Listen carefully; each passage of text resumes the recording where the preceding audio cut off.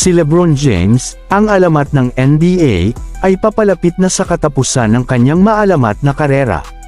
Sa kanyang ika-22 season, may 2 taon na lang ang natitira sa kanyang kontrata, at nagsisimula ng magtanong ang mga tao kung ano ang susunod niyang hakbang. Sa isang pakikipanayam sa Golic and Gojo podcast, binanggit ni James ang posibleng paglipat sa pag-uulat pagkatapos ng kanyang pagre-retiro. "Alam mo, hindi ko alam, mahal ko talaga ang esport," sabi ni James. "Mahal ko ang basketball, mahal ko ang football. At pinapanood ko ito hindi lamang bilang isang fan kundi pati na rin sa pagsusuri ng mga matchup, mga bagay na ganoon." Naalala niya ang kanyang pagkabata sa Northeast Ohio, kung saan ang sports ay isang malaking bahagi ng kanyang buhay. "Kapag lumaki ka sa Northeast Ohio, makinig, lumaki ka sa sports," sabi ni James. "Magiging maganda iyon.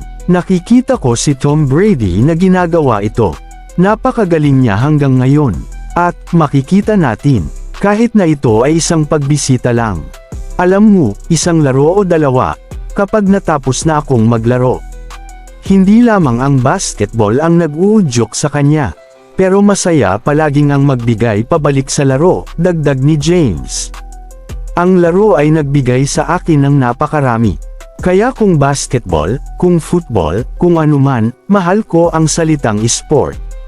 Dahil nagbigay ito ng napakarami sa akin at sa aking pamilya at tama lang na magbigay pabalik dito."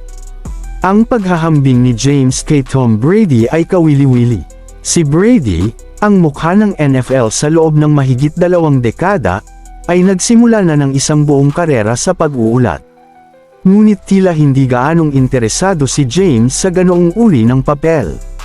Mas gusto niya siguro ang isang mas relax na schedule, tulad ng mga kapatid na Manning o si Bill Belichick, ang dating head coach ng New England Patriots.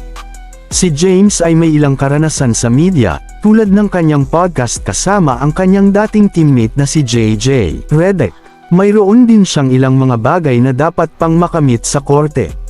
Ngunit isa pang posibilidad ay ang pagmamay-ari ng sports, isang landas na nagsisimula ng tangkaing tahakin ni James.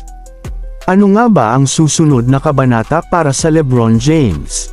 Ang kanyang mga tagahanga ay naghihintay ng sagot, at ang mundo ng sports ay nag-aabang.